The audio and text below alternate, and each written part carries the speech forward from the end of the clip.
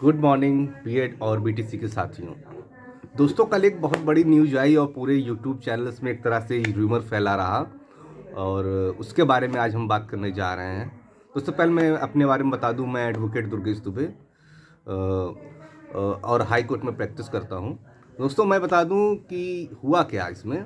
कल एक high court Allahabad bench का एक डिसीजन आया, तो उसमें ये हुआ कि जो 59,000 वाली जो एक भर्ती थी, तो इसमें जो बीएड वाले शामिल थे, तो इनमें उसका जो आदेश आया उसको सही से ना पढ़ के उन्होंने एक राय निकाल लिया कि अब शायद इन लोगों को बाहर कर दिया जाएगा।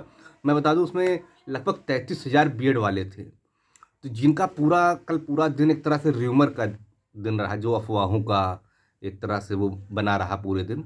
उसमें बता दूं, बिल्कुल भी टेंशन लेने की आपको ज़रूरत नहीं है। जब मैंने पूरा उसका जजमेंट पढ़ा और क्या था, एक एक वर्डिंग पढ़ी, तो उसमें ये कहीं नहीं लिखा है कि आप जो 59,000 वाले जो शिक्षक जो भर्ती हुए हैं, उनमें जो कितने बीएड वाले हैं उनको आप बाहर कीजिए, वो कहीं नहीं। उन्होंने बल्कि ये लिखा कि आगे के लिए जो भी है, उस जो 11 अगस्त को जो उस माननीय उच्चतम न्यायालय का जो आदेश आया है, उस पर आप कार्रवाई कीजिए। कार्रवाई का मतलब ये है, ये नहीं कि पहले के लोग आप निकाल दीजिए, ये नहीं उन्होंने कहा है। उन्होंने ये कहा है कि आगे आने वाली जो भी, जिसे आप जानते हैं टेट आएगा, टेट में उन्होंने साफ एक तरह से ये समझ लीजिए कि बीएड वालों के लिए पीटी जो होता है, पीआरटी, तो उनको इसमें भर्ती मतलब एक तरह से वो ना किया जाए कि उनका, जिसे आपको मालूम है, इनका एक अलग टेट होता है प्राइमरी वालों का, तो इनको बीएड वालों को सम्मिलित ना किया जाए।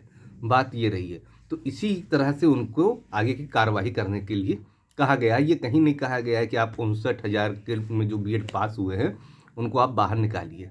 तो अगर कोई ये अफवाह फैला रहा है तो इस चीज़ पे एकदम आप ये रहिए, और ये सही भी है। हम कहते हैं कि अगर मानवीय दृष्टि से भी देखा जाए, तो पहले जो लोग भर्ती हो चुके हैं, 2 साल 2.5 साल जो भी नौकरी कर चुके हैं, उनको निकालना हर तरह से गलत है।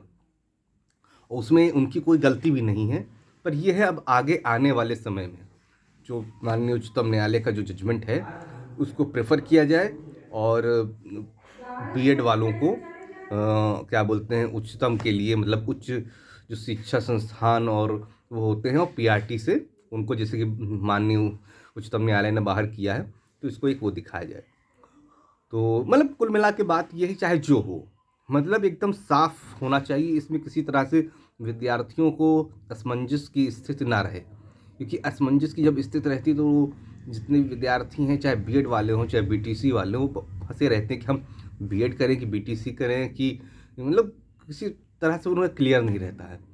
तो ये तो समझिए, सभी जितने भी राज्य सरकार हैं, सभी को एक मतलब क्लियर कर देना चाहिए कि हम पीआरटी में बीएड वालों को शामिल करेंगे या नहीं करेंगे, या आगे पीछे जो भर्तियां हुई हैं उसमें उनकी वैकेंसीज है वो सेफ है। ये तो गवर्नमेंट, मतलब हम तो कहते हैं इसको कोर्ट जाने की आवश्यकता ही नहीं है कि पिछली वाली भर्ती की, तो गवर्नमेंट ही अपने हिसाब से देखिए, और आगे का जो मतलब एक तरह से मान लीजिए जो भी हो रहा है डिसीजन, तो उसको अपने हिसाब से परसू करें। ONCT का जो भी आपको मालूम है जो ज्ञापन निकला था, बात ये रही है।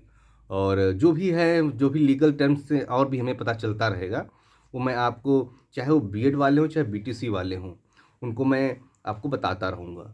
और बात बस इतनी ही है। और भी बहुत न्यूज़ कुछ निकल के आ रही हैं, वो मैं अभी क्लियर अभी नहीं हुआ है मुझे।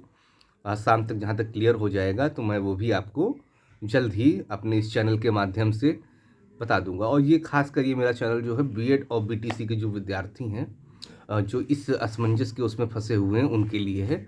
ठीक है दोस्तों, मैं आपको जल्द ही इसके बारे में पूरा, और भी और स्टेट्स जो हैं वो क्या इसके बारे में डिसीजन, और हाई कोर्ट्स क्या इसके बारे में मतलब जजमेंट दे रहे हैं, मैं आपको इसको समय समय पे अवगत कराता रहूँगा। ठीक है, थैंक यू।